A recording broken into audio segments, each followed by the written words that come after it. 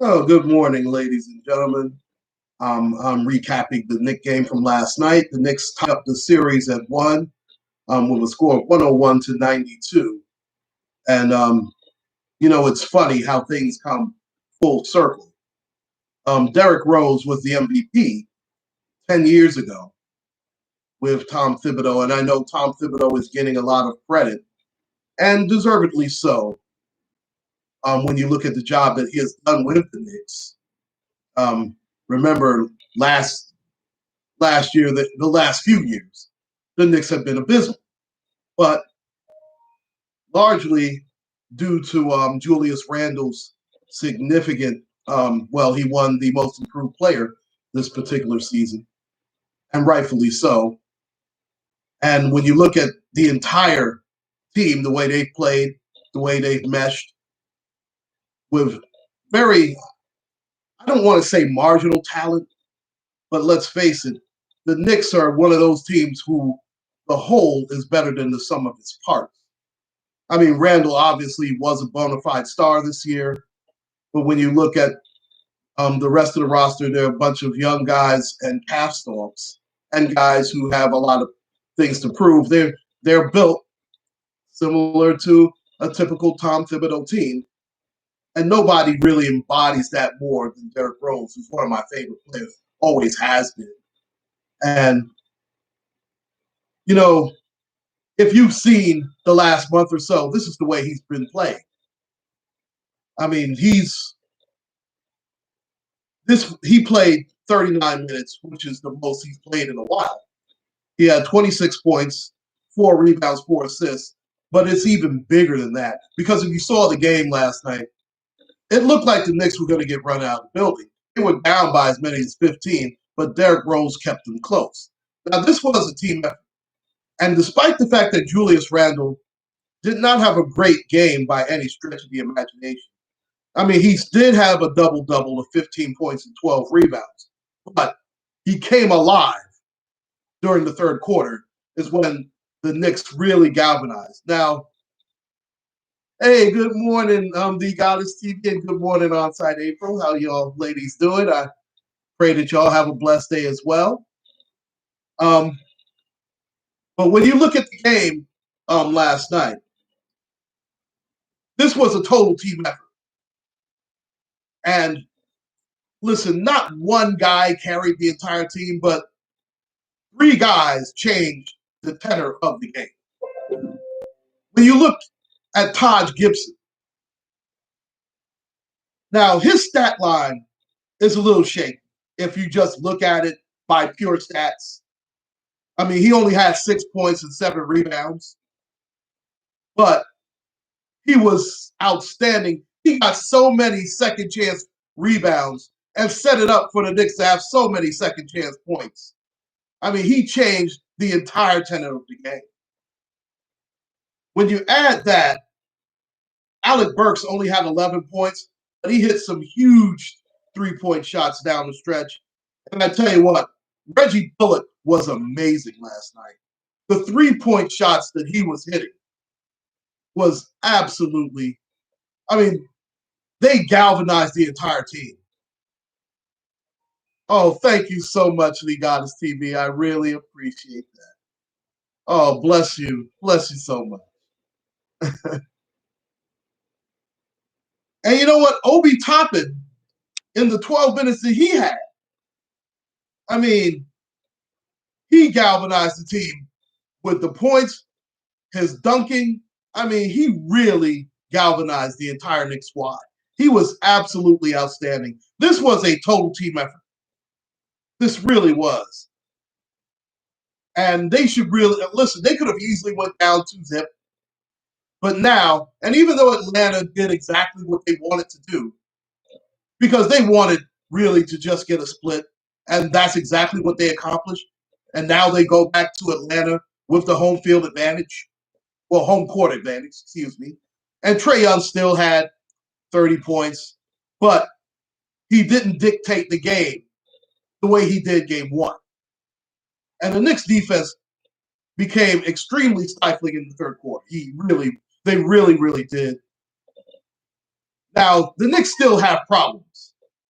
I mean, the Knicks have a lot of problems when it comes to the point guard position outside of Derrick Rose. Because Derrick Rose, let's face it, he's outstanding, but do you really want him to play 39 minutes a night, given his injury history? Absolutely not. And they're getting nothing out of the starting point guard, Elfrid Payton. They need to sit him down. And I understand that they start him. He only played 5 minutes. He gave him a grand total of 1 point. But let's be fair, he needs to sit down. Now, Frank Ntilikina is their best defensive point guard.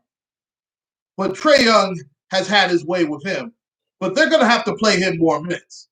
And when Ntilikina is in the game, he's going to have to give him some type of offense. And he definitely, we know, if you're a Knicks fan, you know that Ntilikina's defense is his calling card. So they're going to have to play him at least 10 minutes a game because Payton's giving you nothing. And you don't want Reggie Bullock and Derrick Rose getting into foul trouble guarding Trae Young all day. You really don't want that. But they're going to have to make that switch. And if I'm Tom Thibodeau, Elfrid Payton's taking a seat, period. I mean, he just cannot, and I mean cannot play this particular game 3. Thibodeau is going to have to make some adjustments. That's all there is to it. Now, Nerlens Noel only had 2 points and 5 rebounds, but his defense was outstanding. He had about 5 blocks last night, and he definitely changed the tenor of the game with his defense. So Noel is going to have to get, I believe, well, the 17 minutes that he's getting right now is about right, but you could make a case that he could play 20 minutes because they don't really have a true big man. And that's the thing. Because Clint Capella had a little bit of he had a pretty decent impact on the game. Now, he only had 4 points, but he had 12 boards, and they have to keep him off the boards. Yeah, I like Nerlens Noel also. I mean, he gives them a lot of energy on the defensive end. Now, he's not going to give you a lot offensively, but in my opinion, the Knicks have enough offensively if Julius Randle is right. And listen, if you're a Knicks fan, you have to be ecstatic that Julius Randle has not yet crossed 15 points, and you already have a 1-1 tie. And thank you so much, Onsite April, for sharing my video. And thank you to the Goddess TV as well. Now, Julius Randle is going to have to show up and be Julius Randle. He can't keep giving you just 15 points. Now, obviously, the 12 rebounds are great, but the 15 points are just not enough. Now, you cannot expect Derrick Rose to give you 26 points every night, but Quickly has to step it up. Alec Burks has to step it up, and Reggie Bullock has to step it up. Those 3 guys, if they give you between 13 and 15, and Randle gives you, you know what, let's say Randle gives you 23. He doesn't have to give you 25. If Randle gives you 23 and 13 and 5, and those guys give you between 10 and 15, and I'll say Derrick Rose gives you about 16 to 18, those guys do that, the Knicks can definitely take this series because that's what it's going to take for the Knicks to win this series. Because when it comes to Trae Young, they really don't have an answer for this kid. I mean, you want to slow him down now. You want to get him under 30. Or at the very least, let's say that Trae Young gets his 30. Let him get it with about 30 shots. Don't let him be efficient. Yeah, I understand. I understand that. But if you are a franchise, and let's face it, if you're Julius Randle, you are the franchise player of the Knicks. And you've been giving them 23 and 12 all season long. You have to give that at least 23 during the playoffs, especially when you have favorable matchups. I mean, it's not like he's got an all-world defensive guy chasing after him. You understand what I'm saying? And listen, I love Julius Randle. Julius Randle is a hard-nosed player, and I think, if anything, it's not a lack of want to for Julius Randle. Julius Randle gives you everything that he has every game. In fact, if anything, Julius Randle has to take a deep breath, let the game come to him. And he did that in the third period. He really did. I mean, he started out abysmal. And I'm not telling you that he's not a huge factor in why the Knicks won last night, because he was. Because if he doesn't get hot in that third quarter, along with Bullock, along with Derrick Rose, and let's face it, Derrick Rose was the guy who did not allow them to lose. Because you cannot win the game in the first quarter, but you can sure lose the game in the first quarter. And they almost did that. But Derrick Rose kept them afloat. Then the rest of the troops came on with reinforcements for Derrick Rose and Julius Randle. Julius Randle had a big third quarter. In fact, the entire Knicks team actually had a big third quarter. I mean, R.J. Barrett, when you look at what Taj Gibson did, Alec Burke, Obi Toppin, I mean, those guys just galvanized the entire team offensively and defensively. Because let's face it, the Knicks defense is their calling card. And when the game gets up and down, the Knicks really can't compete. They have to slow the game down.